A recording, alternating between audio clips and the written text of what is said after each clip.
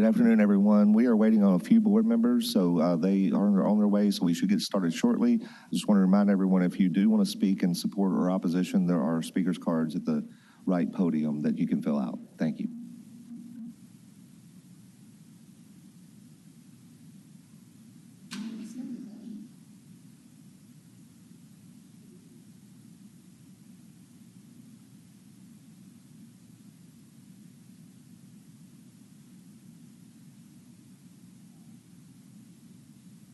Turn down the lights.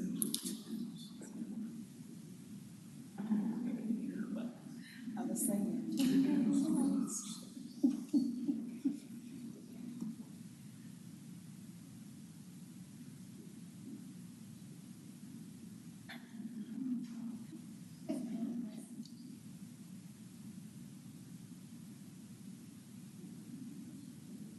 Say that.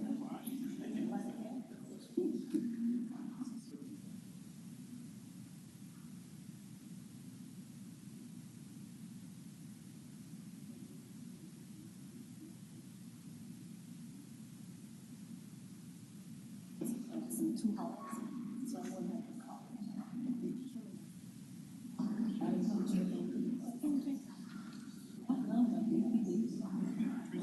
There were 75 people. You must have said you were like. I was gonna say.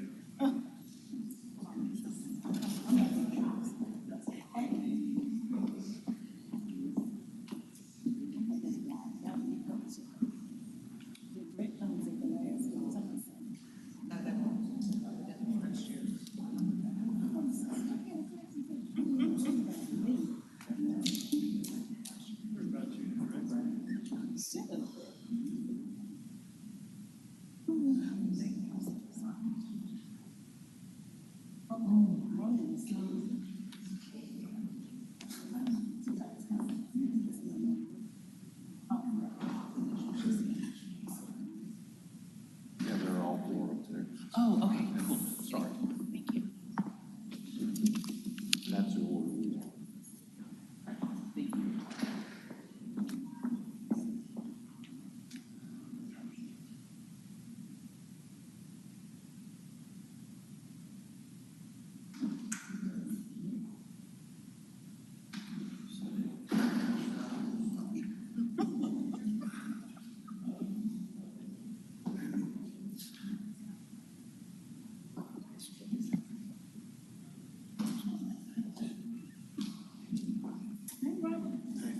Started.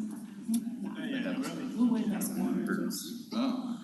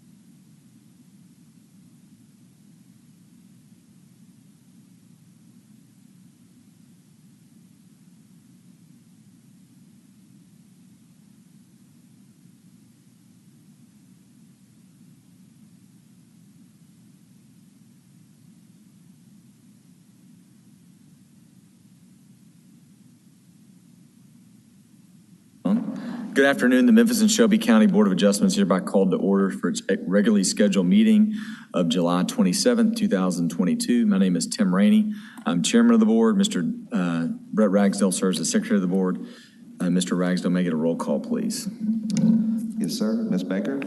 Here. Mr. Claybrook? Here. Mr. Malazri? Here. Vice Chair Savage Towns? Present. Chair Rainey? Here. We have a quorum. All right, thank you. The Memphis and Shelby County Board of Adjustment is the oldest appointed governmental body in Memphis and Shelby County. We were established in 1925. The board hears appeals from the administration of the zoning ordinance, requests for variances from the zoning ordinance, and other requests as articulated by local zoning laws adopted pursuant to the enabling legislation. The 8 members of the board are appointed, 4 by the mayor of Memphis and 4 by the mayor of Shelby County, with confirmation by the Memphis City Council or Shelby County Board of Commissioners. We serve without remuneration. At this time, I'd like to swear in the staff. You may all remain seated, but do you swear to tell the truth, the whole truth, and nothing but the truth, so help you God? All right, thank you.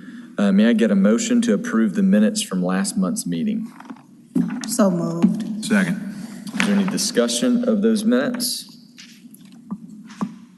Hearing none. All those in favor of approving the minutes signify by saying aye. Aye. Any opposed? Hearing none, the motion carries. And let the record show, Mr. Secretary, that Ms. Skurlock is here. If you could, at this point, if you could give us a secretary's report if we have it this month, and then give it the procedures for today's meeting. Thank you, Mr. Chairman. I do not have a secretary's report, and I will go into the procedures.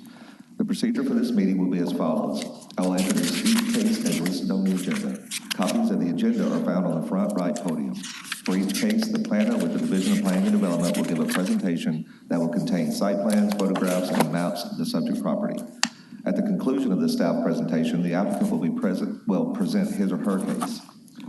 After the applicant's presentation, the board will hear first from those speakers in support of the application, then from those speakers in opposition to the application, and then finally, the applicant will have an opportunity to provide rebuttal. All parties who wish to provide testimony to the board will be sworn in by the chairman. If a member of the audience wishes to provide testimony in support of or in opposition to a particular case on today's agenda, he or she will need to fill out a speaker's card for the record. Speaker's cards are available at the front podium.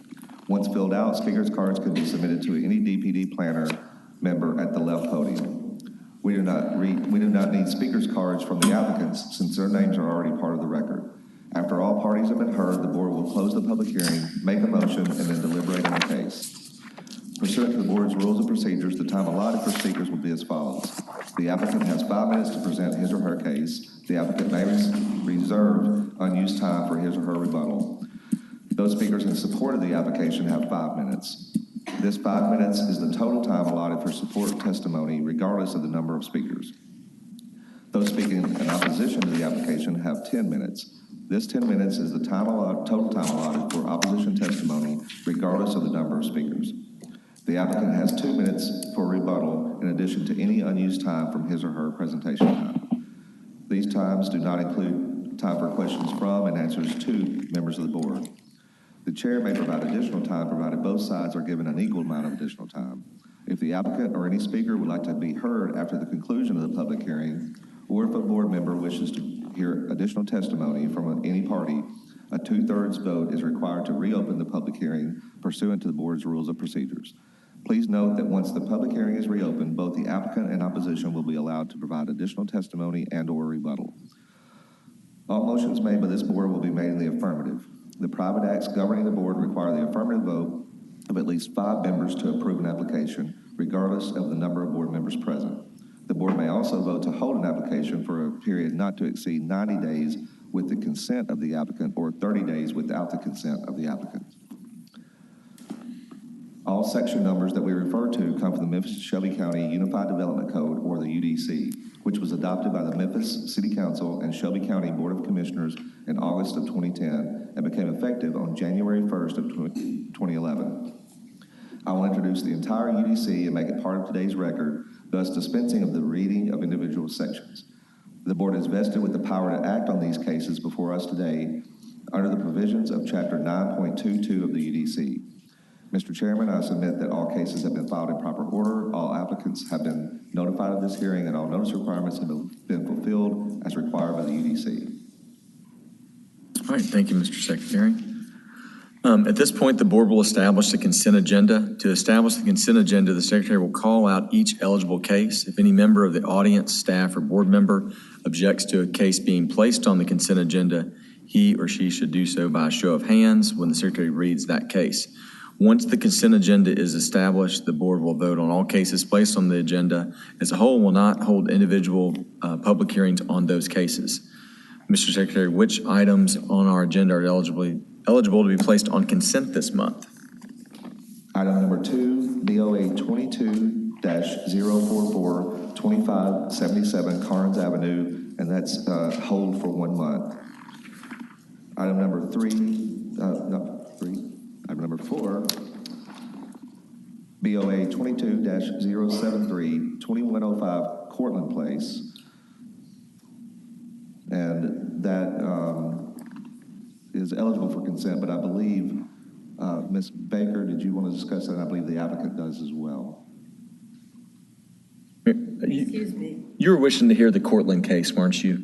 Yes, but Okay. I saw a note on the agenda that the applicant had wanted to speak on it also, so. Okay. Okay, so number 4 will not be on consent. Item number 5, BOA 22-077, the parcel partially bound by Porter Street, Provine Avenue, and Neptune Street. Item number 6, BOA 22-081, 872 North Auburndale Street, and that's hold for 1 month. Item number 8, BOA 22-086, 3400 Mill Branch Road, and that's a hold for 1 month. Item number 9, BOA 22-087, 7225 Helene Drive. Item number 10, BOA 22-088, 7924 State Line Road. Item number 12, BOA 22-092, 9375 Bradcaster Drive.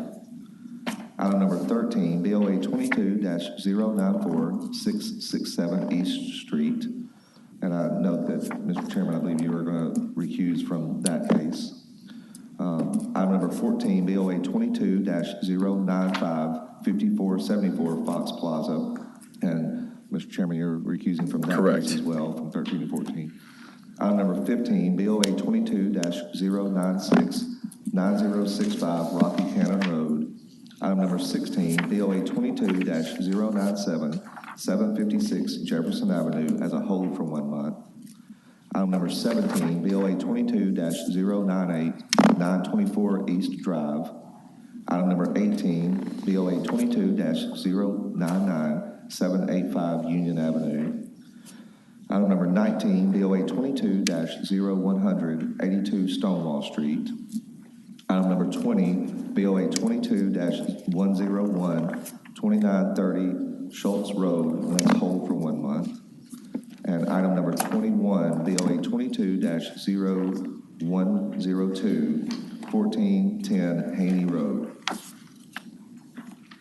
That is the consent agenda. Okay, just so I have it right,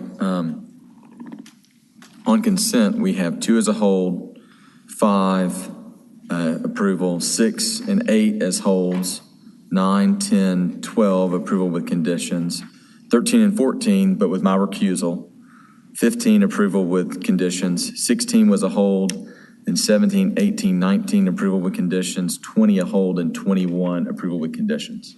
That's Okay. correct. All right, can we have a motion from the board to approve the consent agenda? Second. Remind you that by voting on the consent agenda, you are confirming you have read the cases and are in full agreement with the conditions. Mr. Secretary, will you give us a roll call vote, please? Yes, sir. Ms. Gerlach? Yes. Mr. Malazri? Yes. Mr. Claybrook? Yes. Ms. Baker? Yes. Vice Chair Savage Towns? Yes, I find that the standards of the UDC of 9.22.6 are being met or will not be unduly detrimental to the properties in the vicinity. And Chair Rainey? Yes. Motion carries.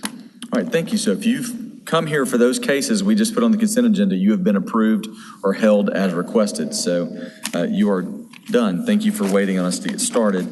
Mr. Ragsdale, will you call our first case we're going to hear today? Item number 1, BOA 22-030, 9610 Osborne Road.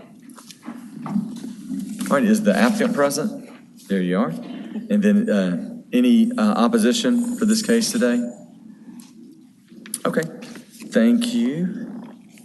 Ms. Shelton, do you mind just giving us it's been a couple months, just bringing us up to speed on where we were and everything? You don't have to give a full staff report, but. Okay, no problem. Thank you. Teresa Shelton with the Division of Planning and Development, 125 North Main, Suite 477.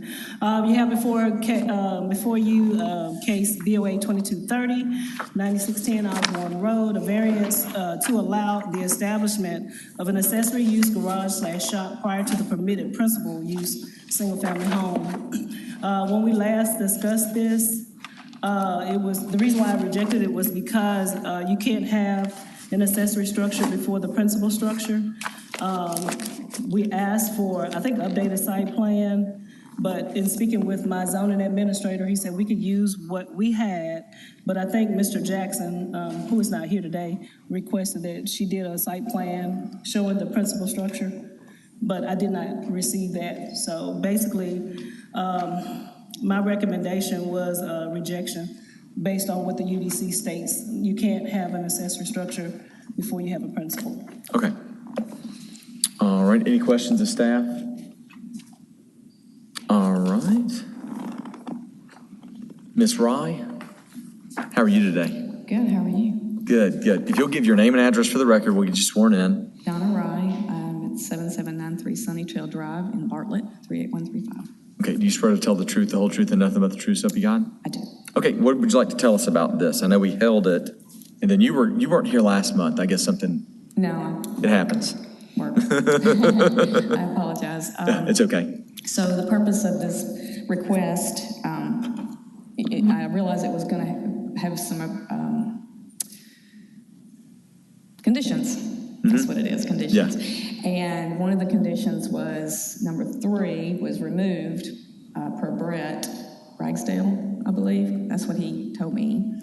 And I had requested that number 4 be relaxed because it's going to be nearly impossible to get that home built in that short amount of time, because I haven't even started anything to get the building itself built because of this permit and being able, with today's times of getting people to work, it's quite a challenge. Well, that would be 6 months to start, not to finish. Right. Just making sure. Yeah, to I understand. start, It's tough. To Yeah. start, I mean, right now I have to get plans and all of that sort of thing. We've had a pad built, a surveyor for the house as well as for the shop. I think there was pictures to that effect on there. It's just literally impossible for us to be able to abide by number 4. Okay, what would you suggest? Relaxing it because I can't. Well, I mean, give me a number. A minimum of a year. Okay. Because there's just no way. I mean, the times of getting things built now is just besides the cost. And remind me again what we're putting in the storage building. It's going to be a storage building for us to put our equipment and our stuff for the house because it's a very rural area as well. Yeah. And that way we can, as we purchase things and put them out there, we'll know that they're safe and locked up. Yeah. Were you wanting, now, were we asking on this one for what the building itself was going to look like? The plans are in there.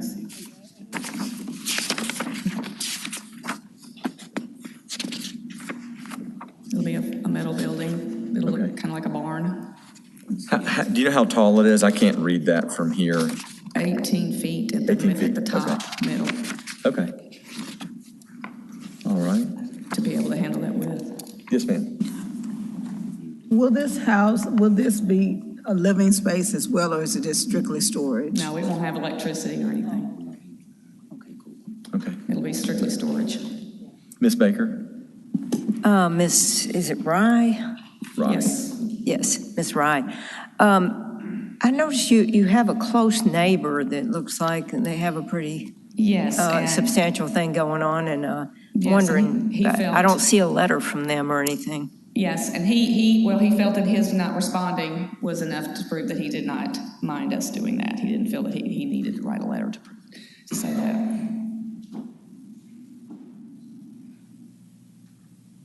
Okay, any other questions? Okay. All right, is there any opposition to this case number 3? All right, thank you very much. If we can get a motion we can start talking about conditions once we get a motion. Is there a motion to approve BOA 22-30 as conditioned by staff? So moved. Second. Okay, moved and seconded. Is there any discussion? Mr. Chairman, I did want to remind you, so one of the issues, and Ms. Ryan mentioned condition number 3, which is still in the staff report. It's not here, but it is that the existing accessory detached garage shop must be compatible with the architectural character of the principal structure. We've actually agreed to remove that. It's still in your staff report. It's not shown on the screen. So I would just say, yeah, so I would just say as amended, I would approve as amended to strike the condition number 3 that is in the staff report. Correct. Okay, yeah, thank you for that.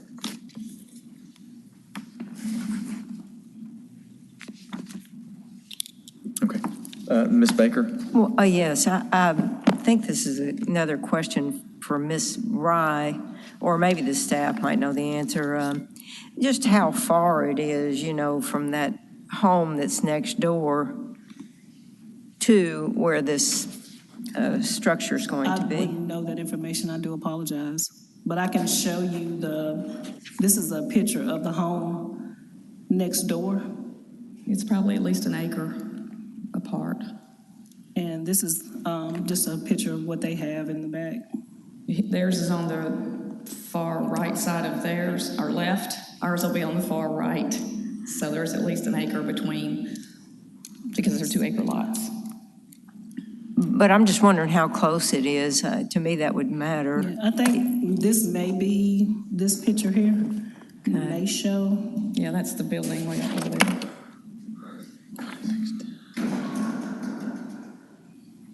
I'm not quite sure, where Ms. Rye is going to place her garage. In the back of the property. back. Yeah, It's it'll gonna be be behind us. parallel, basically, but all the way on the other side.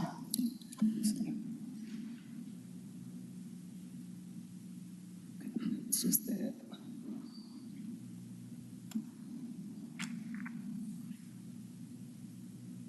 I don't know if that's the area. I think that's coming into the driveway right there. So it appears to me that it's a pretty good distance away, Yes, ma'am. that they would just be seeing it off in the distance. Yeah, they're pretty far away. Thank you. And if this helps, this is just I guess your entrance from Street. Osborne. And you won't be able to see it from the street either.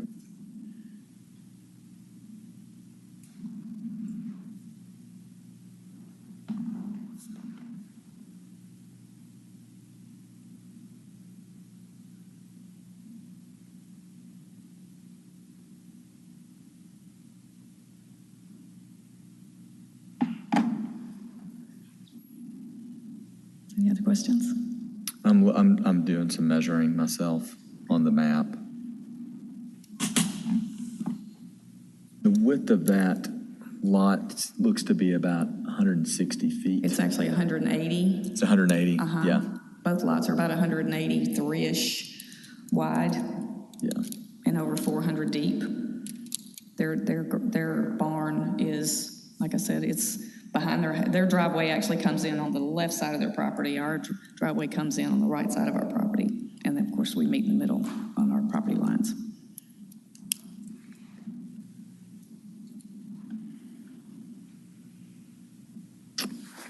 Any other questions? What do y'all think about changing number 4 to a year? Is that suitable with y'all, or you would? I would actually propose extending it even longer than a year, maybe go 18 months. No. Wait, number 4 or number 5? Number 5, sorry, it's 4 up here, sorry. I got you. I think a year is sufficient. I think a year from when the shop is built not a year from today. That's a Yes. long time to be storing stuff out there. If you're gathering things to build, you should be building within a year of when you are doing that. So they just have to begin, They need to begin their construction Not within a finish. year of when they build the shop. Yes. So constructing of the residence shall commence within 365 days of completion of the shop, comma, if not, the existing accessory detached structure garage shop shall be removed. Go with that. Okay. Any other comments? well, Yes, ma'am. I just want to make a comment about this because normally I would definitely be in favor of having a structure that's compatible in the neighborhood and everything. But, the distance is big.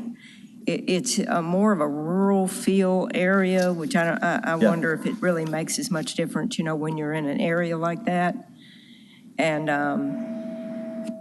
so I don't have any strong feelings about it. I think lengthening the time to a year would be fine. Yeah, I think while the structure wouldn't necessarily be the same as the house, I think it is probably compatible with the neighborhood.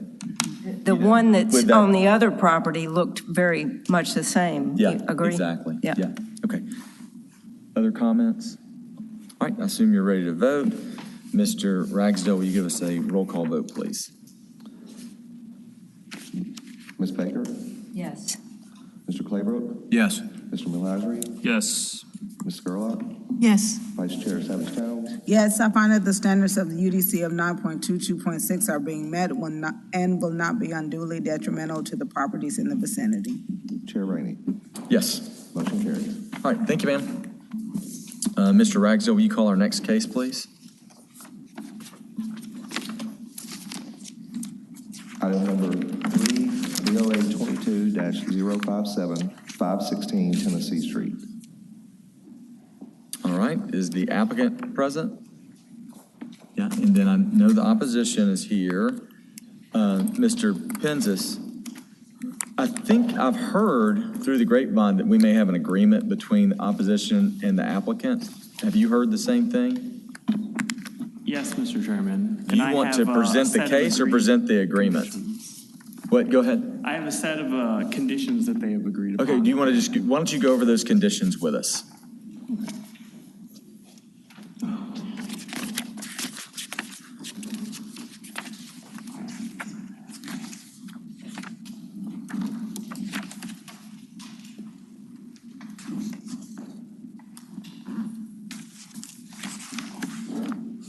Thank you, Mr. Chairman. Jeffrey Penzis, Plan Development. Secretary Ragsdale is passing out. These are the conditions that the neighbors and the applicant have agreed to. They were basically a modified version of what was in the staff report. And essentially, this was a use variance to allow an event space as a principal use at 516 Tennessee Street. And essentially, the neighbors and the applicant have agreed to only allow wedding events to continue. All others would be canceled. And I think the last wedding event was on November, 25th, it looks like. And with that, essentially, I also agreed approval with conditions for this temporary use, essentially just to get through the remaining scheduled weddings. Okay. I'm available for any questions.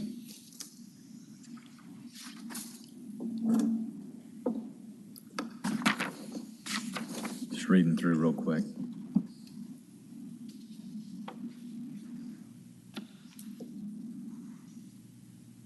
If the applicant will come forward real quick. How are you? Do you want to give your name and address for the record for us, Ms. Baser? Thank you, Mr. Chairman. Brenda Salamito Baser, Salamito Land Planning, 1779 Kirby Parkway, Memphis. Okay. Do you swear to tell the truth, the whole truth, and nothing but the truth, so help you God? I do. Okay, do you have anything to add to these conditions or anything? I think we are in agreement with the conditions. I'd like to thank the neighbors of the Lofts and the other neighborhood organizations nearby. A brief statement from my client. He purchased the Emerge building with an existing sort of event space in the building. He did not know that it was not used for outside sales. And these uses were problematic for the neighborhoods. And he apologized. He did not know, so he is happy to work with the neighbors to rectify the situation in the interim, and is happy to shut down the event center by November 26th. He has a few contractual weddings. Everything else has been canceled. He has one baby shower, but just because he doesn't want to disappoint the brides. And so we are happy to abide by these conditions and are very, very regretful of the difficulties it's caused the neighbors. Okay. Thank you. Thank you. Anything else from the applicant? And we'll move to the opposition. Mr. Winchester, if you'll give your name and address real quick. Good afternoon. I'm Rick Winchester, 7515 Corporate Center Drive, Germantown. Yeah, and you're here just as the attorney of the... I am the attorney for the Lofts of South Bluff Homeowners Association. Okay, so I'm not going to swear you in. I trust you to tell the truth today. Yes. Yeah. All right, go ahead. Share with us. First of all, I want to thank Ms. Bissar and her client, Michael Latcher. I don't think he's here today. They met with us, listened to the concerns, and revised their application. What makes this tricky is the fact that some 30, now I think 20 weddings had been booked, and I assume that that means that these brides had sent out invitations and so forth. My clients were extremely concerned about this being turned into an event center because of a history that they have had, and they would like to talk about that very briefly in just a minute. Our big concern going into this was that this would be a situation where we might be back here in 6 months or 8 months doing this again. And the second concern, as you know, you're required to answer a number of questions, one of which is this an appropriate use for the neighborhood? And we want it made very, very clear that if there's a finding that this is an appropriate use, that it's only because this variance is very temporary and expires on November 25th. So I would want to make that very clear. Also, I've told my folks we had 15 minutes erroneously. If they go over a little bit, I'd ask for a couple extra minutes if necessary. Okay. All right. Thank you, Mr. So Winchester. I'd like to let you hear from Rob Jeffrey, the president of the Homeowners Association, Brian Hurt, and Jennifer Harrison. I would also like to thank the staff and Jeffrey. They've been very easy to deal with.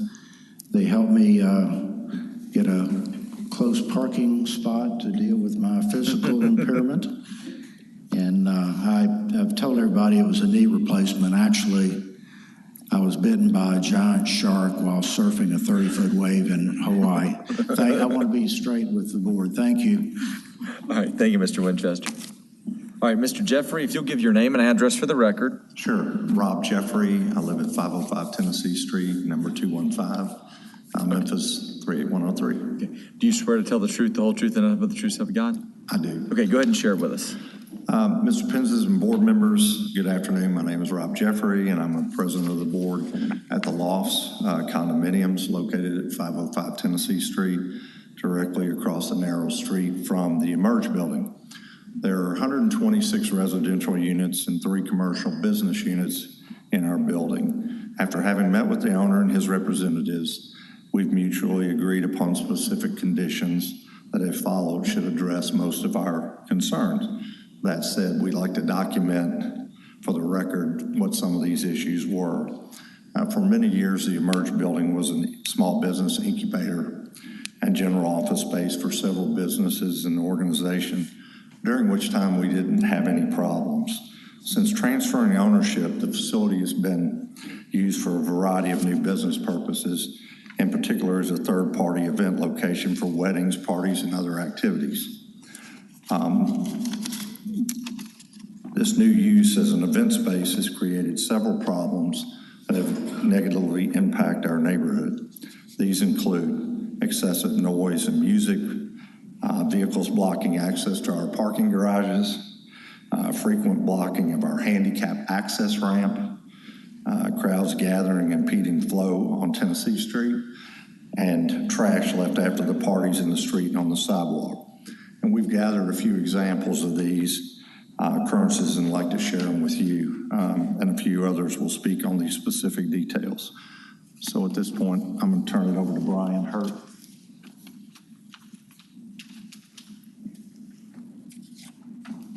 All right, Mr. Hurt, if you'll give your name and address for the record.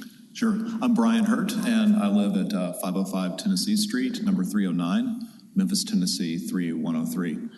Okay, do you swear to tell the truth, the whole truth, and nothing but the truth, so help you God? Yes, I do. Okay, go ahead, sir.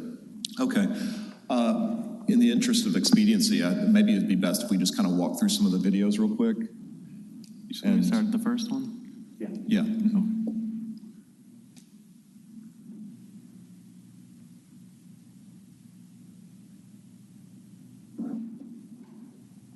So here you can see the traffic for the event blocking the street, and here's a woman who is getting sick in the street and then cleaning up the mess and dumping it in the street. Traffic's blocked. We don't have audio, but there's horns honking and stuff, and you can see people can't get through to get to the garage.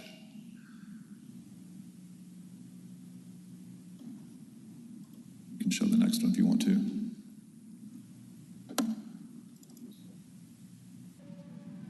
Here we have people congregating in the streets. They were lining up to allow a bride and groom to kind of run through the crowd of people and sparklers. But you can see here at the top, you've got cars trying to turn the corner that can't. There's obviously a lot of loud shouting and celebration happening here too. So it's pretty noisy.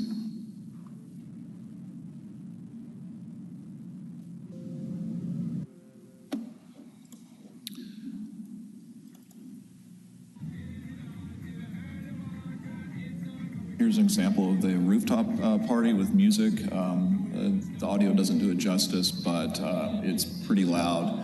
You can see there's a lot of lights here. People at that level across the street in our building often have to shut their blinds because strobe lights and disco lights and things prevent them from being able to watch TV and rest. It kind of lights up the building. And as you can imagine, with two big concrete buildings that close to each other, you get a lot of reverberation of noise, so it's pretty loud.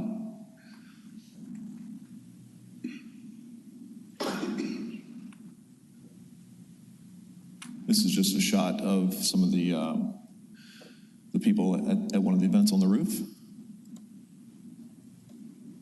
Here's an example of somebody parking in front of our garage entrance. It's our only garage entrance. You can see that it blocks the access. They're waiting on the bride and groom to come out and getting the convertible for departure. Another example, this guy was a bartender for the event. He was parking there to load in some of his equipment. Another example of somebody parking there to wait on somebody to come out to get a ride. Here's a event management or an event catering company that's blocking our handicap access. You can see they actually moved our orange cone into the handicap ramp. And we have a couple people in the building who are mobility challenged, and that's the only way for them to kind of get to our building. Here's an example of somebody blocking our exit. Again, people congregating in the streets. And people double parking, which also blocks the entrance to our garage as people kind of load in and load out. I think one of the key takeaways here is that the building is has not traditionally been used for this scale and frequency of events, and it doesn't really have proper load-in or load-out facilities for things like this. And so that's part of the challenge. There are places where they can load in further down the street or around the corner, but it's very limited. People seem to naturally gravitate to our garage entrance. A lot of times they don't realize that it's a garage. Again, example, people double parking to load in. And here's an example of some of the congestion with people loading into one of the events.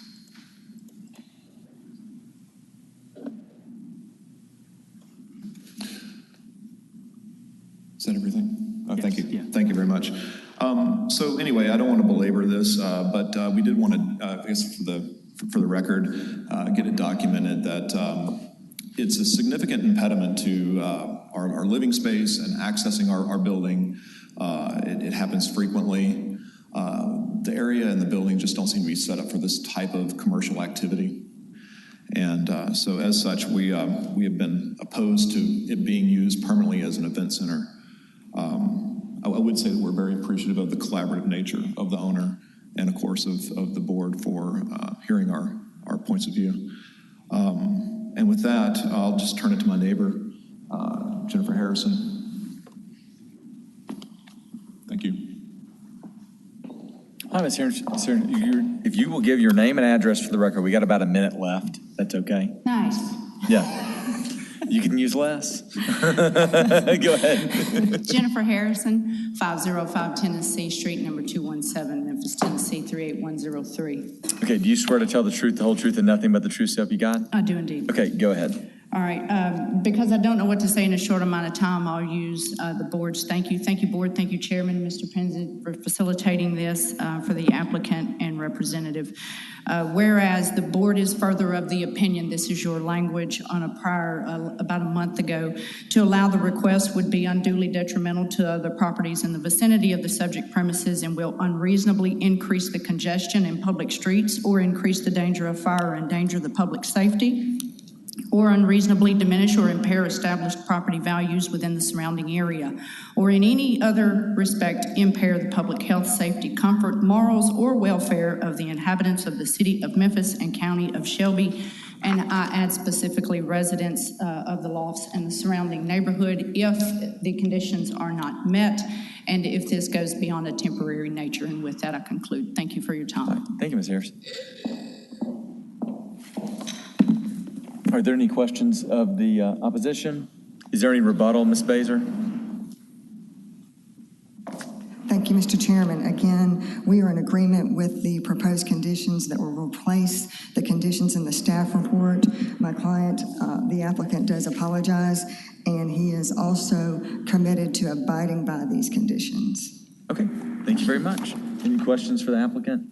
Seeing none, could someone give us a motion to approve agenda item number 3, BOA 2022-57? So move. Second.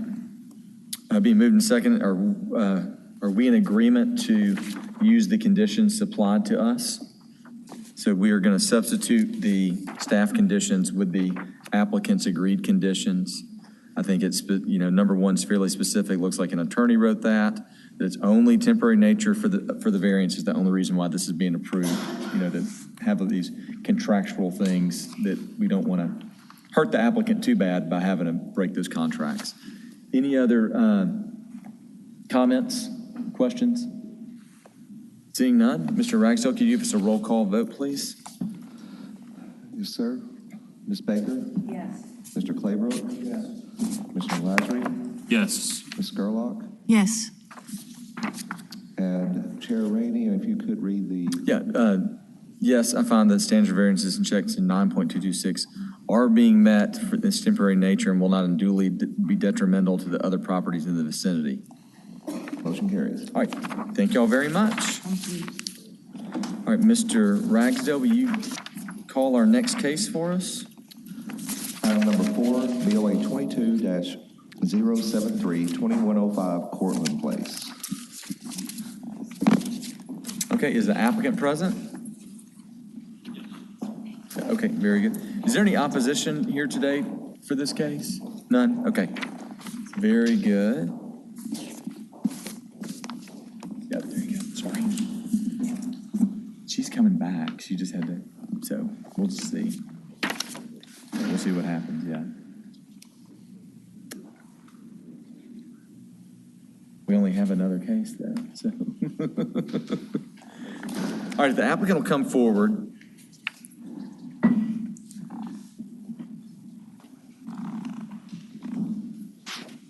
And then if staff could give us just a brief summary of where we were, and then we'll hear from the applicant. Yes, Mr. Chairman, Margot Payne is the staff planner, and she's actually out this week. So if Mrs. Zell, if you could pull up, or Penzas, I do apologize. So this is BOE 22-073 at 2105 Cortland Place, and there are variances requested for setbacks and for material, and there was an accessory dwelling unit to be larger than that allowed, I believe, in the height. So there are a few variances requested that we went over the last meeting. One of the variances that was requested was there were windows that were within 5 feet of the property line or within 20 feet that were full height that by the UDC would need to be clear story. So that was one variance that has been removed, and the design has been revised to show that. So if we could just flip through here, Ms. Penzas, and I think if there are any questions, we can go back to this, but this is a property that it's on Cortland Avenue, or Cortland Place, I apologize, which is the street just north and runs parallel to Peabody Avenue, which, and it's toward the end of Peabody, the east end, where they both dead end into Cooper. And so the existing home, which is shown in gray here, actually is addressed off of Cortland. And then it is a double frontage lot, and all of those lots, or at least 90% of them along that stretch of Peabody, are double frontage. So we have a lot of rear fences that line the street. And so this is a proposal to build an accessory dwelling unit on the lot, which would eliminate the double frontage essentially by the use of an accessory dwelling unit. And the plan here you can see for the ADU, which then would front onto Peabody Place, or I'm sorry, Peabody Avenue. So if we could flip through, and this is, and again, we saw this last month, but the design of the structure, we can keep going here. And so there are conditions that we have placed on this that are shown in the staff report, and I think we can get to those here. Number one, the ADU would be architecturally consistent with the surrounding structures and roof form, exterior cladding, and window style. We do believe that the window style, as presented, it was also revised. Originally, it was just large single pane windows, and so they've added double hung windows. So we believe that that is actually in compliance. And then again, number two has been addressed, so that is no longer an issue. And then number three would be any updated plans would be submitted to us prior to the issuance of a notice of disposition. And that is essentially the presentation, and I'm happy to answer any questions, and I believe the applicant could also address any questions you might have. So really, the main thing we're probably going to talk about is number one with the roof form and exterior cladding. Correct. I believe so, yes. All right. Are there any questions of staff before we go to the applicant? Okay, if you'll come forward, please, and give your name and address for the record. Yeah, my name is Todd Walker. I'm the co-owner of Archimania Architects at 663 South Cooper, Midtown. Okay, do you swear to tell the truth, the whole truth, and nothing but the truth? Yeah. All right, go ahead, sir. Yeah, so I just wanted to sort of emphasize that this is an odd street in Midtown. It's actually an odd street in Memphis. There are probably only less than half a dozen other streets like this. So Cortland is a street that all the houses address Cortland. The back of those lots address Peabody. This is the only block and the only one side of one block that is the full length of Peabody that essentially has a backyard. And I think, if you guys don't mind going back, I think we have a couple of images of the backyard. What we're trying to do is create or help make Peabody more walkable like it is for the rest of the street and have a structure that addresses the street. So we understand that, the accessory dwelling unit is essentially acting like more than that because it is addressing it in a larger scale. We think that's good, and I think that, we have addressed with Margot and Brett the height of the building. That was reduced from what initially was submitted. So it's in keeping with even the height of the one-story structures. Most of them have like larger hip roofs and so forth and so on. I don't believe that we have any opposition. I've not heard any. There was one letter written, but not from a neighbor. That was more just Midtown in general.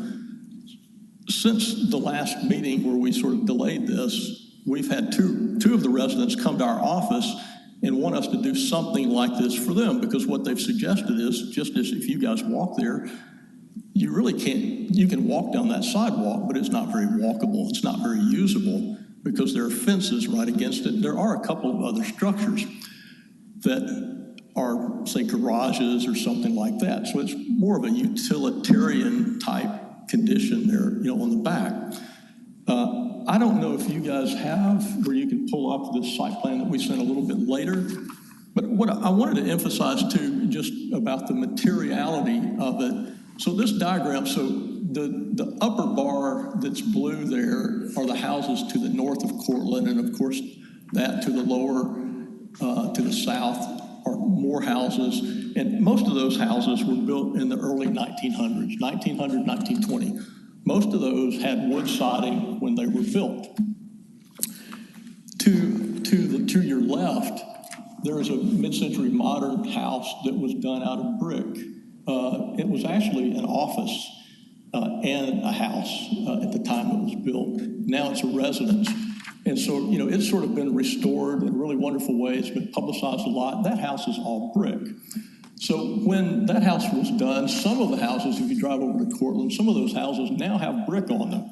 And that probably wasn't the original part of that house, but I think that was probably influenced by that. If you cross over Peabody and you see that darker gray bar, most of that work was done between 1971 and 2010, probably most of it in the late 90s. We did some of those houses along that area, that grouping that's very similar. Those are hardy and maybe even a mix of some other siding materials. And then if you go toward Cooper to your far right, we still have, we like to have Slider Inn, we have the corner part of Cafe 1912, all those are masonry buildings. The point I want to make with this is when we talk about materials in Midtown, most of those materials are similarly the same because most of those houses were built many, many years ago. And I think the beauty that we all see, or I think many people see in Central Gardens even, is the change of materiality. You see a lot of stone houses. If you go to Good Bar, one of those streets, you see wood shingle houses. You see wood siding of different scales. You see masonry. You can go down the list. So there really hasn't been anything built in this area of this block recently. So what I think we're sort of posing when we talk about materials is doing this out of metal. And so the last time we were in here, it was a conversation about being hardy. We went back to our client and he said, you guys sort of convinced me that metal would be a better material. And we believe that it is a better material than hardy, and we believe that it's one that will be maintained much better over time. Many of the wood houses that haven't been kept up get in worse and worse shape. It's just naturally over time. All the brick or stone houses, really much easier to maintain. So I think what we're suggesting is we're just in keeping with this change of time in design and construction. And I know, when we think about materials, often it can be something that's a little different. is thought of in a lot of different ways by different people. I think it becomes very subjective, depending on how we look at it. But I'm here to answer some questions. I will tell you that I think that this could be a real case study for addressing this block and getting people excited about doing something on their back houses and creating a better sidewalk and a better street on Peabody. Thank you. Okay, are there any questions for the applicant? Hearing none, and I'll check again to make sure there's no opposition. Okay, I assume y'all are ready to discuss. If we could get a motion to approve BOA 2022-73 as conditioned by staff. Motion to approve. Second. All right, is there any discussion? Yes, Ms. Mr. Baker? Chairman. Yeah.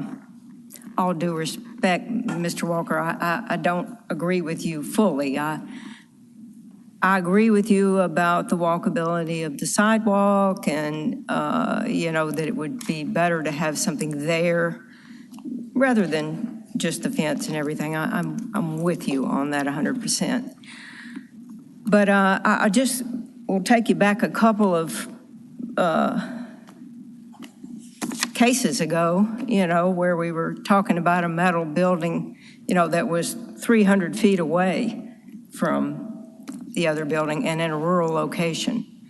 And we have another case on the agenda. It's on East Street, and there's a proposed metal building in a semi-industrial area. It fits in beautifully. I guess I'm saying all this to say that I'm not critical of your architecture or your materials. I'm just telling you, I don't think this is the right place for it. And I believe that everyone in this neighborhood and in Midtown in general, because we all use this street, and go to these businesses and everything, I just think we would all be better served with especially this first building. And like you say, others are going to come, and I'm not opposed to that. I just think that this building should not be a carbon copy, but respect the materials, the roof forms, the windows, and so on, to make it compatible with this neighborhood. And what I really wanted to have happen was that we would get a revised plan today and it'd all be over, but that's not what happened. And at the very least, if this gets approved, there's no opposition, good chance it will. At the very least, I would hope that we would maintain the conditions. And I would want one change in the conditions, which would say residential structures, not just structures, that this building would fit in with the other residential structures. But we can deal with that when we get to it. So that's how I feel about it. And I don't mean it as criticism of anything that you do or are doing. I mean, we're neighbors. My house is right around the corner from your, and you've done a great job there. And I know you're taking care of Peabody Park, and I appreciate that, so much. But at the same time, and I'm going to say this too, I might be going a little bit too far. I tend to do that. We've been one of those neighborhoods that has resisted being landmarks. We just hadn't done it. But everybody else has. We're like an island, in the middle of, 15 landmarks districts in Midtown. But we have resisted that, and we're all for some change, the right change. And so that's it. And I appreciate you wanting to do this there. I just wish you'd change your materials and a little bit about your design. Thank you. Other comments? I'm actually the opposite of Mary. I'm not your neighbor the same way she is, so I'm not as affected, but I love the mix of materials and when I've traveled to other cities, when you have that mix and progression of different time periods, and I know we're not Europe, but like in Europe, you can have something that's from the 1300s and then have stainless steel right next to it. And it's actually beautiful.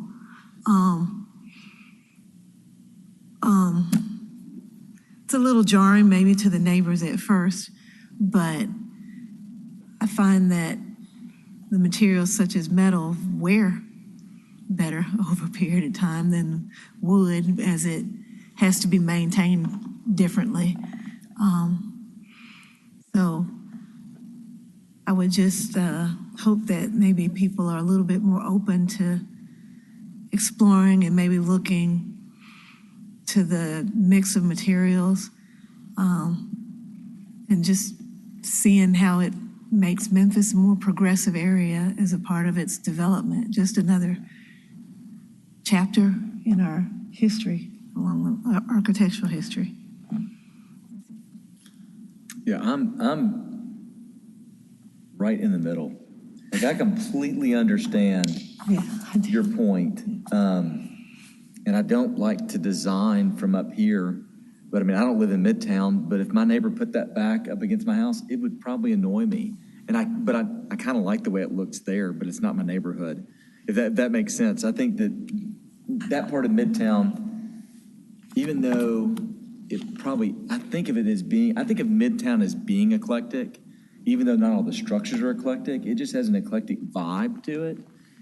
With me, so it seems like it fits it better than where I am, just like, right in the heart of East Memphis or whatever.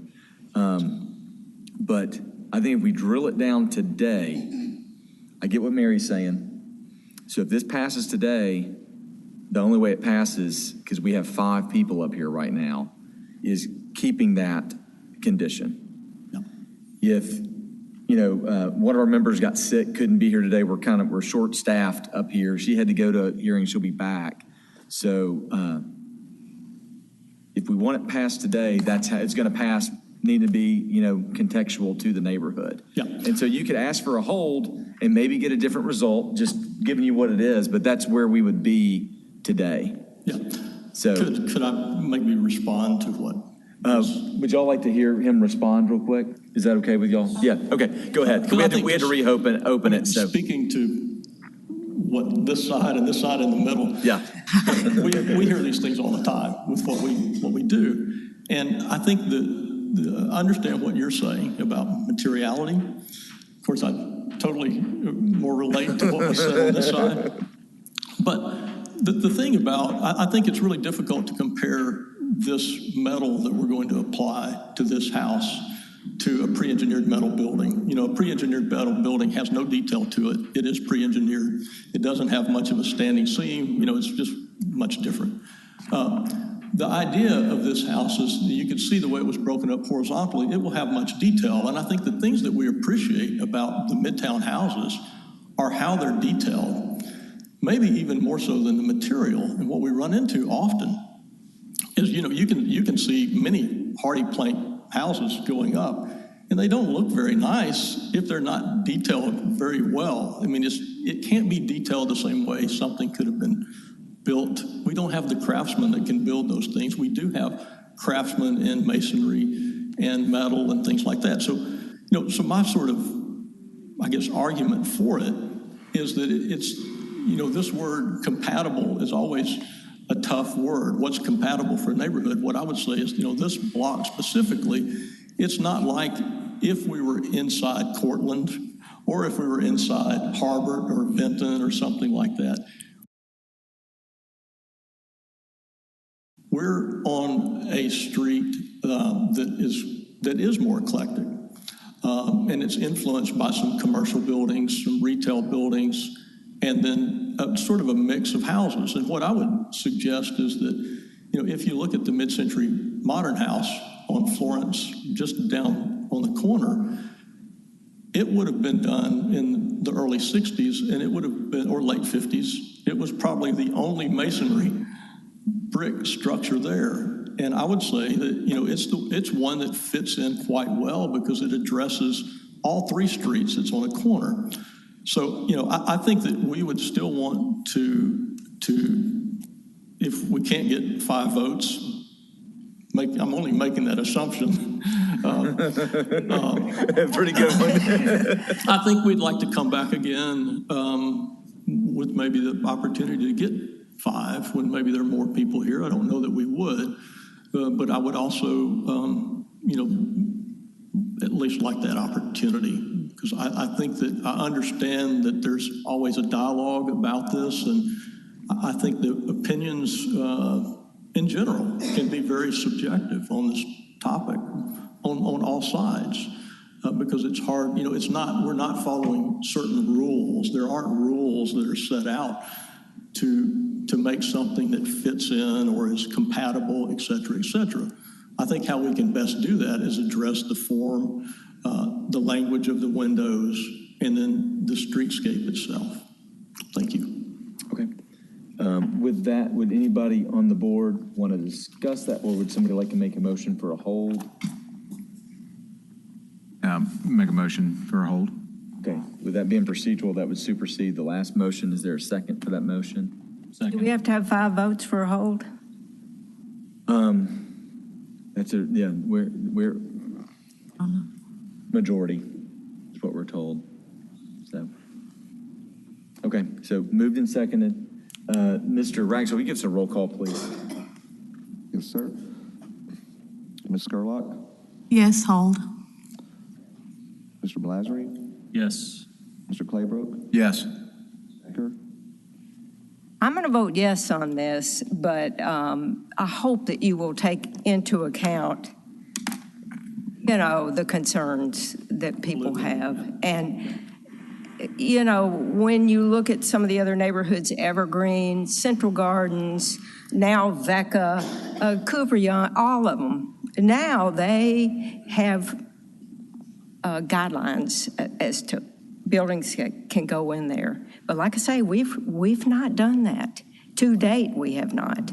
And I just hope that you will take that into account and respect that we still would like new buildings that come in to be respectful of what's there right now. Thank you. Yes. Yes. All right. We'll see you next month. Thank you so much. Mr. Ragsdale, will you call the next case, please? Yes, sir. It's item number 7, BOA 22-084, 4192 Glenroy Drive. All right. Is the applicant present? Yep. Okay. And the opposition? Okay. All right, Mr. Davis, if you'll just bring us up to speed, if there's been any changes or anything like that. We tried to hear this last month. Absolutely. Good afternoon, everyone. Brett Davis, Division of Planning and Development. I did present this case last month, so I won't do it again, but this is Mr. Anderson's variance request to allow a covered unenclosed porch to encroach into side and rear setbacks. Staff is recommending rejection. Here's that survey/site plan. The board held this case for 1 month, asking that the applicant get with the next door neighbor who submitted a letter of opposition. To my understanding, there hasn't been much fruitful discussion between the two parties. I do have one update. Mr. Anderson did provide a letter from MLGW saying that they should not have a problem with this as built. So that's my one update. Kind of takes care of that condition 3 if approved. Our recommendation does remain rejection. Thank you. Okay. Thank you, Mr. Davis. Are there any questions for staff at this time?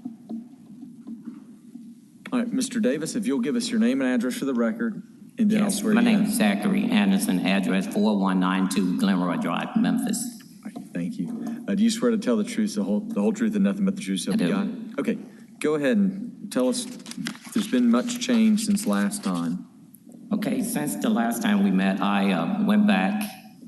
I talked with Memphis Light and Gas, got the letter stating that I was clearance was okay, and I went back and talked with the neighbor about keeping, the cover, and I explained what I would do. I called people, I called Budget Blind in, and and I priced privacy drapery, and I also talked with the other's neighbor. I got letters also, and so the one that's in the opposition letter in, I explained to her what I would do, and she stated, okay, we'll see. And I did some research on what I could do to extend the privacy fence. I priced out, and like I said before, I wasn't aware of all of this stuff. I mean, I just wanted to build a cover for the family. And if I had known some of this, I would have took action, even when I had to ask the builder to come out and construct this cover. And I told y'all last time what kind of money I paid, $21,000.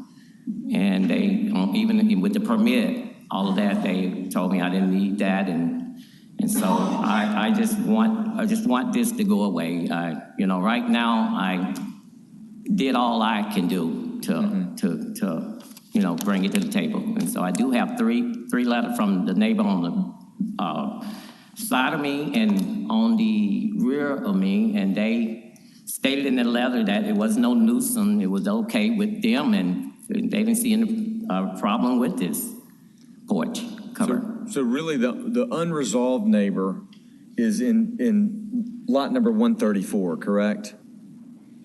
That's correct. Okay, okay. And I have been speaking with her every day and about the situation, what I would do once we get this resolved. So. Okay. Are there any questions for Mr. Anderson?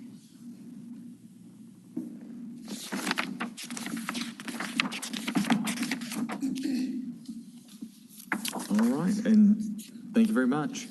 Is there any opposition here today for this case? Seeing none? Okay, thank you. Let's get a motion to approve BOA 22-84 as conditioned by staff on where we can discuss. Motion to approve. Second. All right, being moved and second, is there any discussion? Y'all have any problems with the whole thing or with the conditions? I think number 3 has been resolved.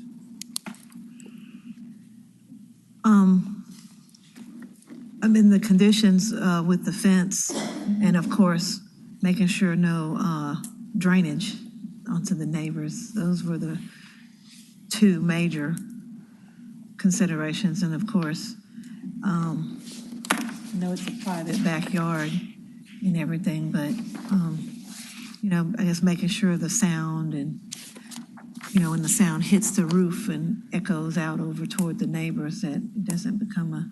Yeah. Those were the biggest questions. He mentioned, Mr. Davis, will you put that survey back up real quick? Yes, sir. Okay, so it's the north side of the house. You mentioned putting blinds, some sort of thing that would block that side. Yeah. I think that would be good. Yeah. Get the 9-foot fence, and then that kind of takes care of the rest of it. Right. So I would be in favor of adding that if we were going to approve. Because you can do blinds or those curtains. You know how they do those outdoor curtains now, because you can open for light and aeration. So we would add a condition number 5 that the applicant shall install blinds or curtains to block sight between the bottom of the roof and the top of the fence on the north side of the deck. Go ahead. Can you say that again? Yeah, so the applicant would install blinds or outdoor curtains to block the area between the bottom of the roof and the top of the fence from the north, from a view to the north, or on the north side of the deck would be better, on the north side of the deck. So that's the closest neighbor that has a complaint for it. Well, I mean, I think blocking that side is the biggest issue. I guess I was thinking, the reason why that fence doesn't work is because it's down there. Because it's a But deck if he had instead a of- fence that came up from the deck, and it was tall, I'm wondering if that would work and would be maybe a little bit easier to do. Just like he would build a fence along his property line, he would just build it along The that. deck. Yeah, So instead of it being and it could be 8 feet. And like a more nobody's going permanent to be material 8 feet. that's on there instead of it being blinds. Right, Correct. it would be there all the time. And when you're standing out there, I don't know very many people that are over 8 feet tall. And you know what I mean? They wouldn't be just peering over. Yeah. So anyway, that was a thought I had about it. Trying to think through that. Would you want it to be completely site-proof? Sometimes you'll see lattice used or something like that, but that you can still see through some. I'm thinking site-proof, and There's really, I Want thought to about, have a lattice up high. greenery and stuff, but there's really not room. I mean, it's pretty close to that fence to be able to put like some evergreen bushes that go up higher and stuff like that. yeah. So could you give us a proposed condition on that? I guess I would say that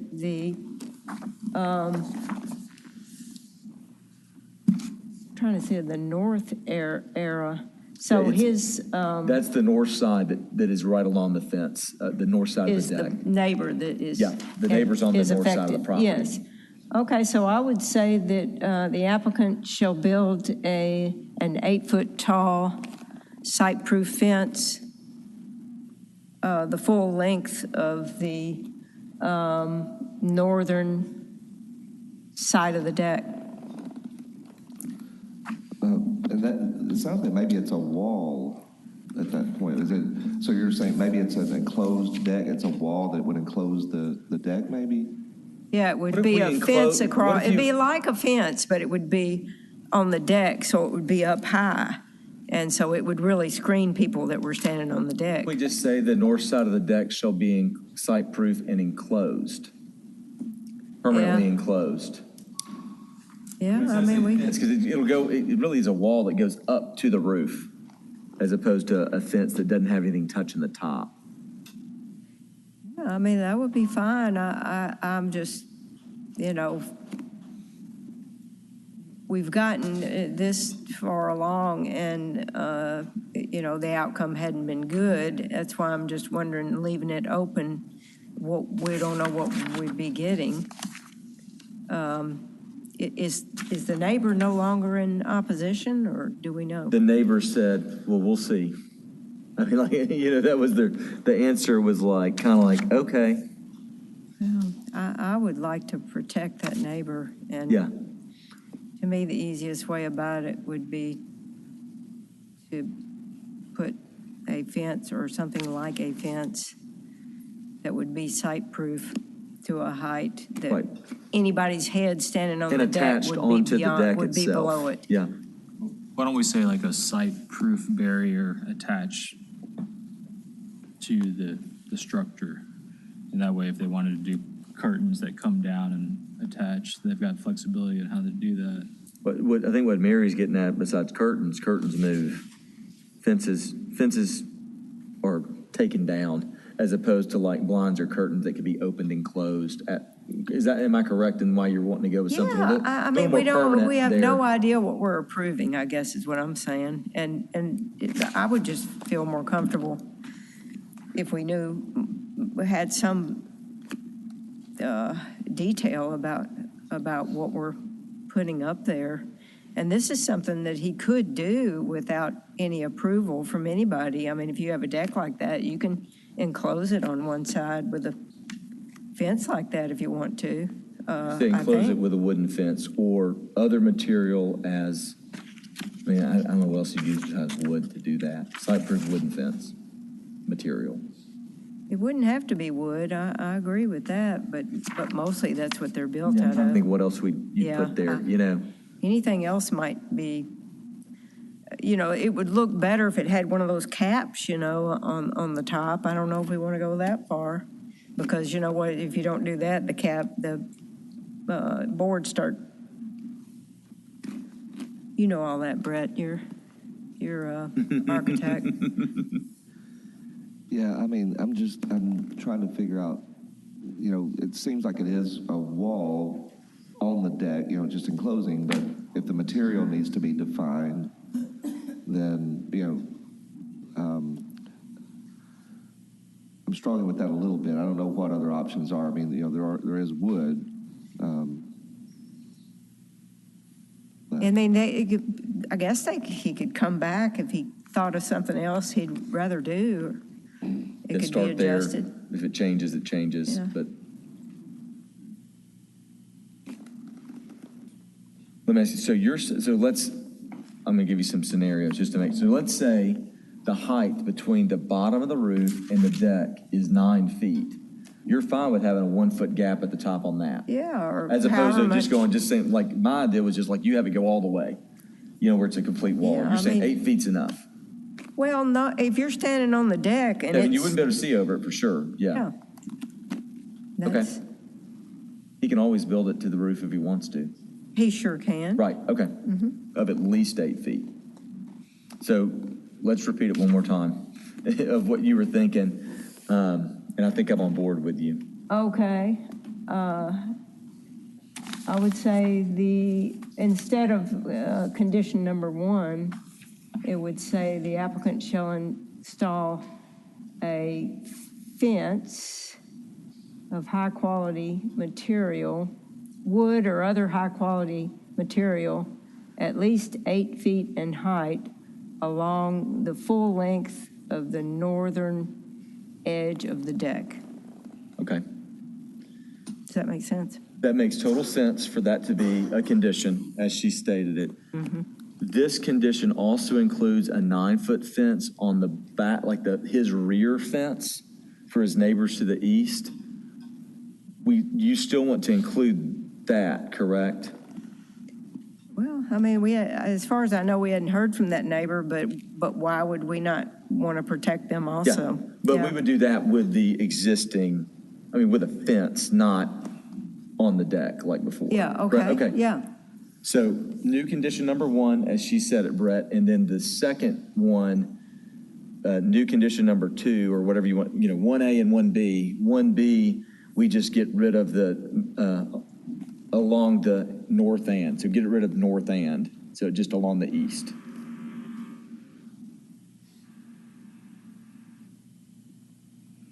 that make sense? I think, okay. Any other questions or comments?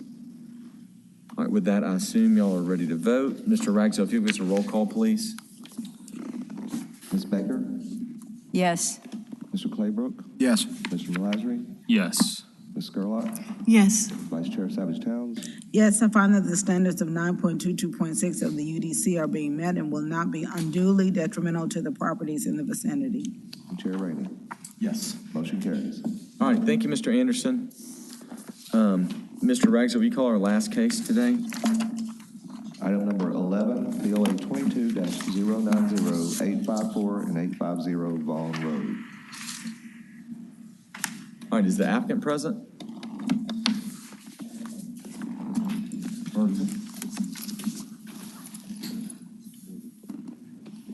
Gotcha. Okay. All right, is the opposition here as well? Okay. All right, let's see here. Give me 1 second. If we could get a staff report on this, please. Yeah, good afternoon, Seth Thomas, Memphis Shelby County Office of Planning and Development. So the case for us is BOA 2290 at 854 and 850 Vaughn Road. The applicant is BHS Concrete, and the request is a use variance from 2.5.2 to allow contractor storage in the CMU 1 and R6 zoning districts. So here's the planning area just north of Summer. Here's the aerial of the site, kind of right at the terminus of Owen Road, running into Vaughn Road. And so the existing zoning on the parcel is CMU 1 and R6, and it's surrounded by a couple of CMU lots to the north that are used as residential, and then is primarily surrounded by residential properties, as we can see from the land use map. So here are some site photos of the subject property from Vaughn Road. Just for some history of the site, this collection of lots has been zoned commercial since the 50s. It got a variance approval to be, I think, some sort of pottery business, and so it's kept that zoning since. This is the site plan that the applicant provided. So really, in conclusion, the applicant is basically seeking relief from section 2.5.2 to allow a sort of quasi-industrial use in a lot that's split zone between CMU1 and R6. Although the subject property is surrounded by residential single-family zoning, it's been zoned commercial since the 50s, and staff feels that allowing a more industrially oriented use at this location could lead to issues for the surrounding property owners. It's kind of one of those things where I think, I believe the applicant has been in this building since, I want to say 2015, am I correct in that? And it was primarily used as offices. As the business has grown, there started to be a little bit more moving and shaking that sort of goes into industrial. And so staff sort of feels that a granting of this variance would be really to a detriment to the surrounding neighborhood. And so we're recommending rejection. However, with approval and sort of, I guess also in my opinion that this is something that maybe should have a sunset clause, allow for the applicant to find another site where they can either at least own this site and continue to use it as their office space and find another place to do kind of the more heavy industrial-oriented uses that a concrete business would have. And so that's sort of my staff report, and I'm open for any questions. Okay, thank you, Mr. Thomas. Are there any questions for Mr. Thomas? I have a quick one. Do you know, they got a courtesy citation on this. Mm-hmm. Was that based on a complaint? I believe it was. I want to say it was the people across the street. I think I did have 4, and I guess look at my staff report, but I did receive some letters of opposition, and they, and the couple of people that I spoke to that called me on the phone said, they don't necessarily want the business to be vacant or for it to kind of, be left derelict or what have you, but that the beeping, the backing up of cement trucks, that kind of thing is kind of becoming an annoyance, and that they were more intense and exactly. Yeah. Okay. All right. Any other questions of staff before we move to the applicant? All right, Mr. Joe. All right. You'll give your name and address for the record for us. Yes, Mark Jobe of Glenkler Brown, 6,000 Poplar, Suite 400, Memphis, Tennessee. I've got Joe Brannon with me. He's the owner of BHS Concrete. And, we appreciate the staff's attention to this and respect the recommendation, but we do think there's some misunderstanding regarding the scope of the use. Despite the name BHS Concrete, there's no concrete production or even concrete trucks coming and going. There have been some dump trucks over the years that have come and gone, but he's ceased any of that sort of activity as a result of the complaint. As I mentioned in the application, he was unaware that this was an unacceptable use, and he's been there for 7 years until this recent complaint. But it is the office, and it also, there's essentially some outdoor storage and overnight parking of trucks. So what happens at the site, the employees come in the morning, gather and meet in the office in the indoor space, and then go out to their jobs in the various trucks. But the actual concrete is all delivered third party to the site of the work, not being on Vaughn. And so we're asking for approval and would be open to conditions to address the beeping or the alleged beeping. My client has told me that he actually removed beepers from any of his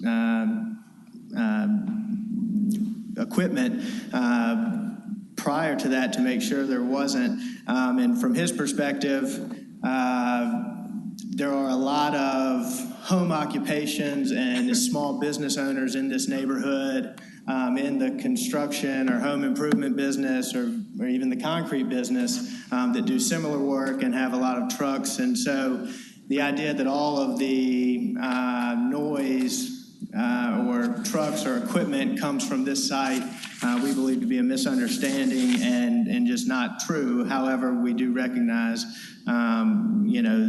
that we're here before the requesting a variance to allow this to continue.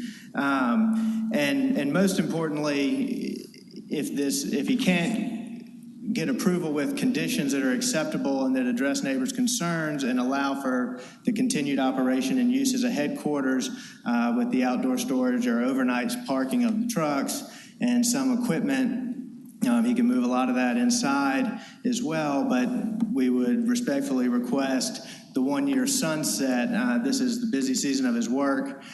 He has a lot of jobs, a lot of city work even, and having to wrap up operations on very short notice would be extremely disruptive and impact the business. So at minimum, we would be very grateful for the 1-year sunset, and that would allow him to do an adequate property search and find a different location. But wrapping this up overnight or with this short amount of notice would be very difficult and disruptive. And he provides jobs and employment to area residents and believes he's a good neighbor. I think he'd like to say a few words and answer any questions about the business and operations. But the biggest point is that this isn't a concrete production operation. It's more or less a headquarters where the employees meet and then disperse. And there is overnight storage. It's a fully gated and fenced. The rear part of the yard is gated and fenced, and that allows secure storage of that equipment and his trucks. So, thank you. Okay. Are there any questions for Mr. Job? Seeing none. Mr. Brandon would like to come up, or Brandon, I'm sorry. Brandon, yes, sir. Hold on. Do y'all know, are the people behind you, are they here in opposition or in support? Support, okay. Well, okay, very good. Yes, sir. Okay, so go ahead. If you'd like to give your name and address for the record for me real quick. Joseph Brandon, 4219 Hilldale Avenue, Memphis, Tennessee, 38117. Okay, do you swear to tell the truth, the whole truth, and nothing but the truth stuff you got? Okay, go ahead, if you'll share with us.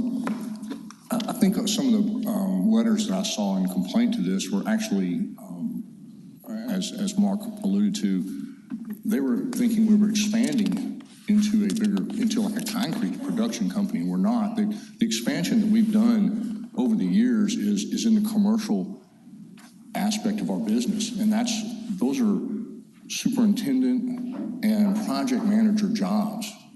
Those jobs are office jobs, and yes, they do drive trucks, but those trucks don't stay on site anyway at night. They leave. So the trucks that are there now are simply work trucks. They're 2,500 truck size trucks. They're heavy duty trucks, and we tow a trailer. So in the morning, my guys arrive at 7 o'clock. They load those trucks with what materials they may need for that day, and they vacate the property. Most mornings by 7:30, usually at the latest, 7:45, there's no one there except office personnel.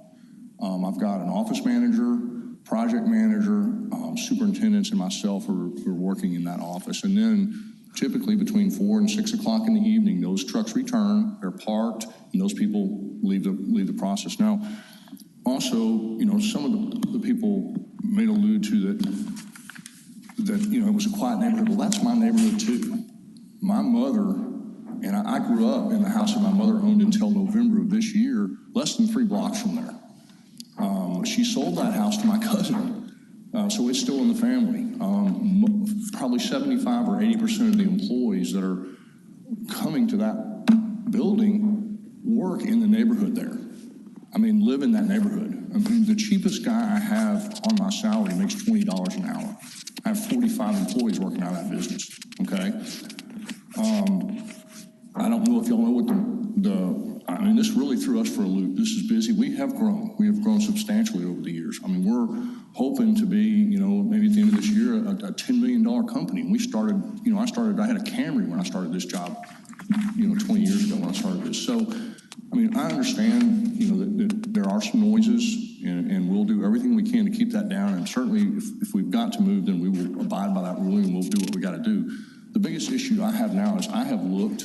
This really threw me for a loop. I was afraid you guys were going to throw me out of my business, and I was going to. It would be it's going to be a big deal for me to move this company right now. We got a lot of jobs going, and a lot of people that that rely on us. And it would be a very disruptive thing. The thing is, where do I move to? I have tried. I have actually had realtors. I've had Bell's, Tripp, Gill's Property. I've had all these people I've called commercial properties. I can't find a lot that meets our needs with the office space that we have. There's 3 properties to look at right now, commercial properties in Memphis. The only place I can find that's anywhere near this is either Tipton County, Millington, or there's one place in Arlington that's close. There's a couple of properties in Memphis, but they don't meet our needs at all. I don't want to have to move from where we're at. It may cause me to lose employees. There's a lot of ramifications with this, guys, but I understand if I got to go, we got to go. We're going to figure that out. But give me some time to find a place that I can move this business to and still be successful in Memphis. If I've got to move to Tipton County, I want to do that. It's going to be more time. There's some pluses to that. Security. I've been robbed in my own parking lot there at gunpoint. I had $12,000 worth of saws stolen off Summer Avenue on projects we were just working on Summer Avenue. I've had my back door of that facility kicked in. So, but we want to stay there. I want to stay there if at all possible, is what I'm telling you. And, I would appreciate you guys hopefully understand that. You'll give us, if we got to go, give us some time to do what we got to do. I've talked to the neighbors. I cannot find a neighbor in objection. I saw these I don't know who they are. I don't know where they live. Probably somewhere within a few blocks of the house, our building. My neighbors on both sides are fine. Across the street, down the street. I've got signed stuff. I didn't realize these folks were going to show up here today, and they called me and asked me what's going on, and I told them, and they showed up of their own accord. I didn't ask them to come down here. So I think we're a good neighbor for the most part. Certainly, if you know where I'm at over there, if you're at the corner of Summer and Graham or Summer and Waring, there's probably 200 work trucks and trailers and equipment coming out of that neighborhood every morning. It's been like that since I was a kid and I lived there. Those were roofers and pipe fitters and mechanics and everything else when I was a young man living in the neighborhood. And it's the same way it is, today. You can go through that neighborhood and it's who we are, So thank you very much for your time. I appreciate it. And, we'll abide by whatever, obviously, you guys have. Thank you. Well, we'll stay up there for a minute. We got some questions. And that was the 10 minutes we had, but thank you for raising your hand to show that you were in support. I do have some questions. You landed right on 10 minutes when you stopped. So a couple, which is fine. A couple questions for you. How many trucks are you storing there? How many cars are parked there once people come to pick up the trucks? I have 4 trucks that stay there. I have 1 truck that's a backup truck, and I have 2 other trucks that stay there, and I have about maybe 6 trailers. Now, none of that can be seen from the street, really. I have fenced around, and I actually had planned to do both. I redid the fence in the back, and I was going to redo the other 2 fences on either side and some new gates. But I just hadn't had. I actually was doing that in the process when this hit, and I'm just not going to spend another $40,000 or $50,000 on fence and gate. I got to move. So, and there's I do have loaders and stuff like that. We keep it's all behind the building, or it's all in another. I have an outbuilding that it shows in the back. It's with 2 double doors on it, and most of that stuff's in there for security reasons. It's just that way nobody steals a battery or anything like that. So you pretty much keep everything besides the trucks in the outbuilding? Well, no, sir. There is on the what would be the north side of the building. We use that for storage of down that strip. You can kind of see that drive aisle. On either side of that drive aisle between the building and the existing fence on the right-hand side, we keep our forms, 2x4s, some steel, some wire, the stuff that my guys basically need each morning, they'll offload or load whatever they need as we go to set up for that day. So if I'm coming to do your driveway and I need 200 feet of 2x4 stakes and 4 rolls of wire, that's where we'll load it and we'll go on the truck and out they go. And when they come in the evening, if I used 2x6s or 2x8s or something else for that, then we'd offload that there because we won't need it for maybe the next job or whatever it is. And remind me again, how many people, like during the day, the office, how many office workers do you have? I have my office manager, Robin, project manager, Dan, myself, Patrick is the general superintendent. He's in the field, and 2 other superintendents, Juan and Luke, who come and go during the day. Sure. We're pretty much there most of the day. I mean, on and off. Robin's So there. a lot of your workers don't ever come here. No, They're, sir, there's they're some like crews they're that me- don't you know ever- they're meeting at the job site Yes, sir, after there's the people multiple pick up crews the that- trucks. I mean, that's the kind of stuff that my superintendents handle, and there's more and more. We're actually going more to commercial. We're now 80-20. When I started, I was doing garbage can patch for grandma. Now we're doing, Memphis fleet maintenance. It's for the city of Memphis. It's a I don't know, $12 or $15 million project. The concrete portion of it's over $1 million. We're doing that kind of stuff. So the people that I'm hiring now, I mean, we're not, those guys never come to the shop. Right. All the materials are delivered to there. But they're paid out of that shop, and most of them, believe it or not, live in that neighborhood. So right. a lot of my long-term employees, and most of them are 12. I've got my shortest guys are probably 12 years, 14 years maybe now. I think Juan and Marquez and some of those guys they live in the neighborhood. They actually moved to that neighborhood but to be close to work. I mean, and we do. We're involved with St. Michael's Church. We're involved with La Casa. We donated some stuff. I mean, this is my neighborhood too, guys. I mean, I'm not, I only live 5 minutes from there. I live literally 5 minutes from that shop. So I lived there for almost an entire year, which probably was against the law when I remodeled my house. But I mean, I had to live somewhere. We'll strike that from the record. So, well, I mean, it was, we had a lot of takeout. Yeah. So, are there any other questions for Mr. Brandon? I have a question, Ms. yes. Baker?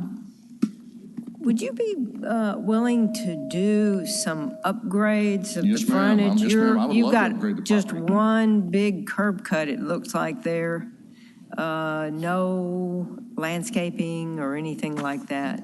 So Yes, ma'am. I'm wondering whether you'd be willing I to would be make. willing to work with some upgrades on it. Like I said, I'd like to do some nice new fences in front. The gates that I have are pretty old. Actually, the guy that was supposed to do those for me, Mr. Shue, called me today about it. And I said, I'm on hold, brother, until I know what's going to happen. Yes, ma'am. I mean, I had some plans for the property. So. Yeah, well, I would hate to see, a wood fence come all the way, to. It won't. I mean, just replace what's there. You'd have to push the wood fence back, but if the frontage could be improved with a real curb cut and a sidewalk and some landscaping, but it would really, I think, change the whole. I mean, I'm willing to, certainly. I mean, if it means me being able to stay there for, and frankly, guys, I mean, the building may be too small for us in a year or 2 or 3 years. I don't know. I mean, I hope so, to be honest with you. I'm 55 years old, and I figure I got 10 more years in this. My son works for me.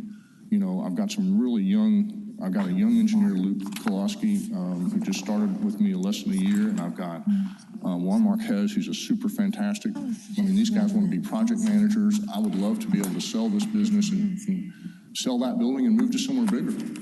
But right now, I mean, it's bone crushing to try to find some place to move that stuff. I got to think about too, if my guys have to meet somewhere else, I've got a security for not only my trucks and trailers at night wherever I go to, but I'm gonna have my men's cars and trucks and stuff there, and then I'm gonna have to worry about securing, when they go to drop that stuff off. I mean, there's all that kind of stuff to think about, and it's very concerning. Yeah. So, are there any other questions? We still need to talk to the opposition as well. So, Okay. but not to mean you can't ask a question. Yeah. We were, and just to bring in on the side, we're not in discussion though. We are not in discussion. Okay. We are actually still talking to the applicant as part of their presentation. Okay, but Mary just proposed a fence in the front.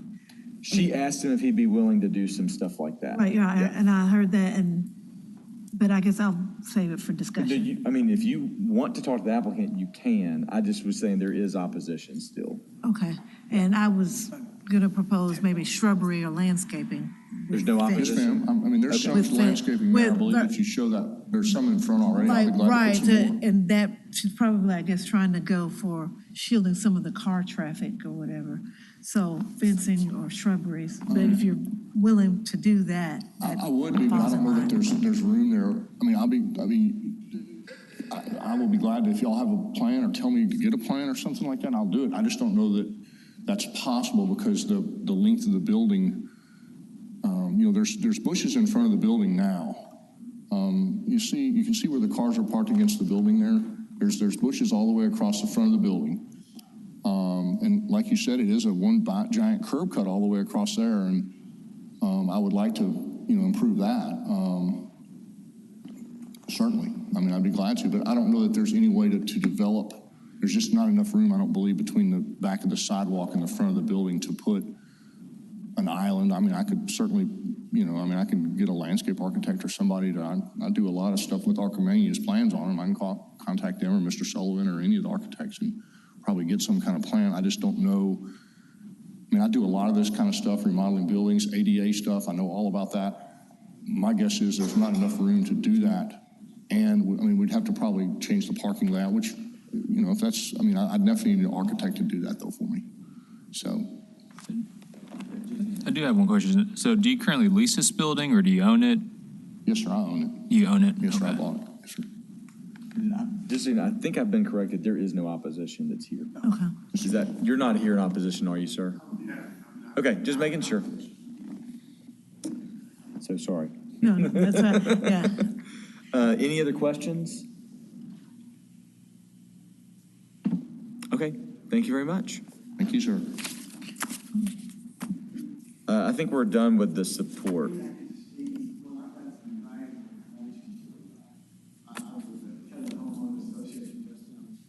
I can give you like a minute. Okay.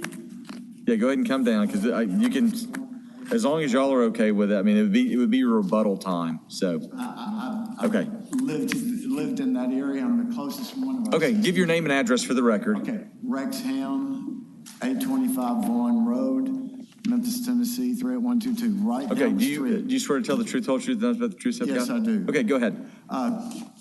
I met him when he first came here. Let me let you know that place was once a store, like a ballet place. It's the most stable it's been in 20 years since I've been there. He's done more. I met him when he first got there. I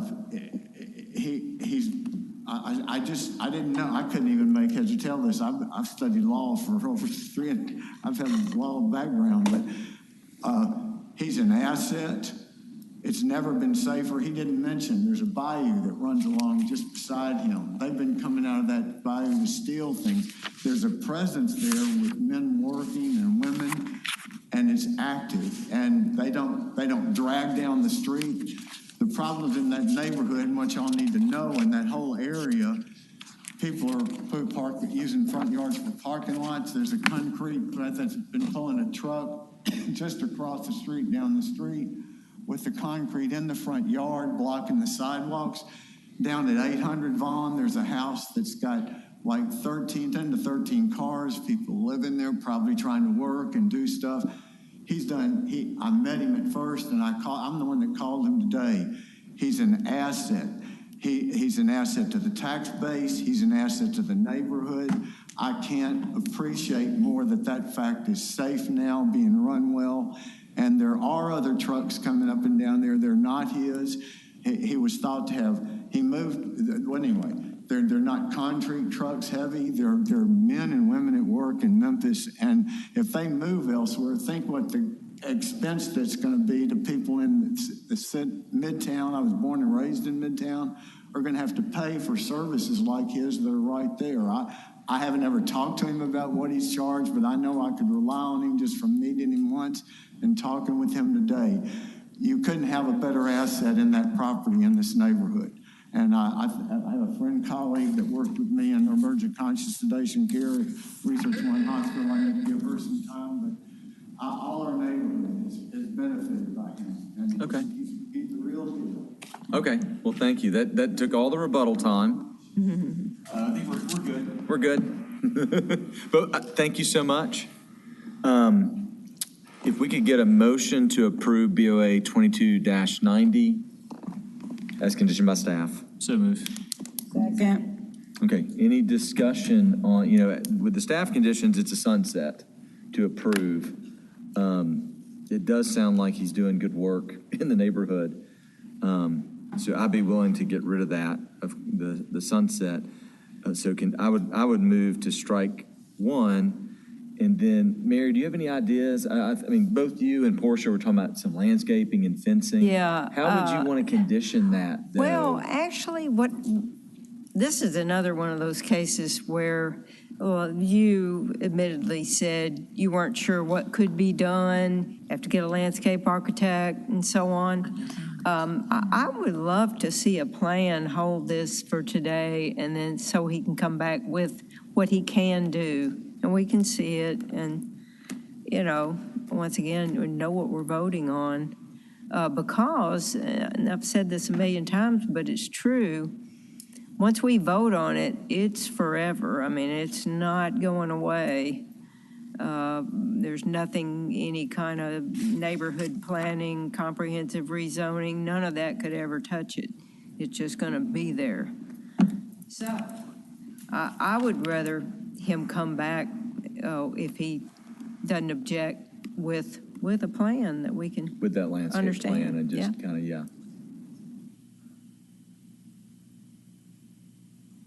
Do we want to hold it or make that a condition of adequate landscape and refreshing plan to be approved and agreed upon by staff? Mr. Thomas? I've jotted down a list of stuff. Engineering has already requested that the sidewalks be improved and that the drive goes through. If this were to, let's say it gets approved, that condition struck, engineering is still requesting curb cut improvements, AKA trying to find some way to make it a drive aisle as opposed to just a giant open curb cut.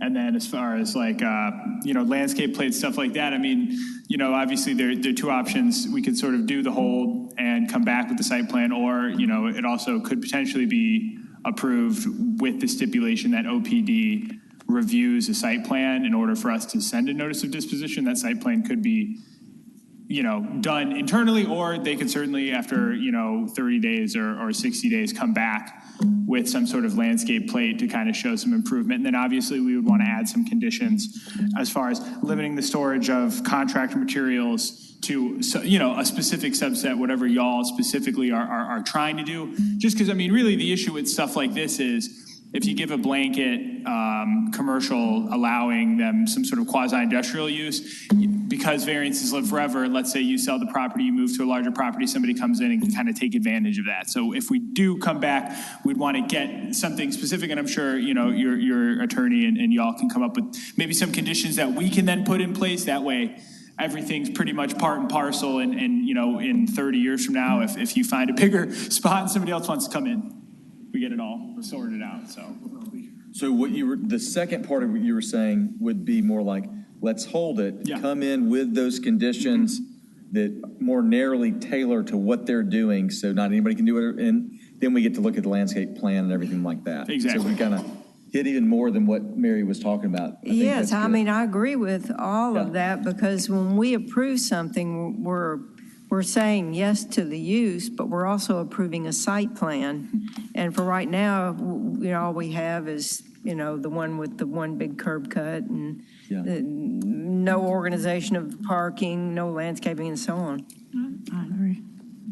All right, so if that makes sense, I think that, Mary, would you like to move for a hold?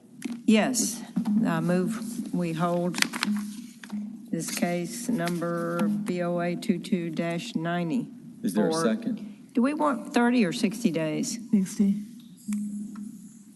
So that I understand, I need to get a site plan, or a landscape architect to design something for the front of the building like I can call Terry Glover's office and go down and just design what they would like for a commercial inlet,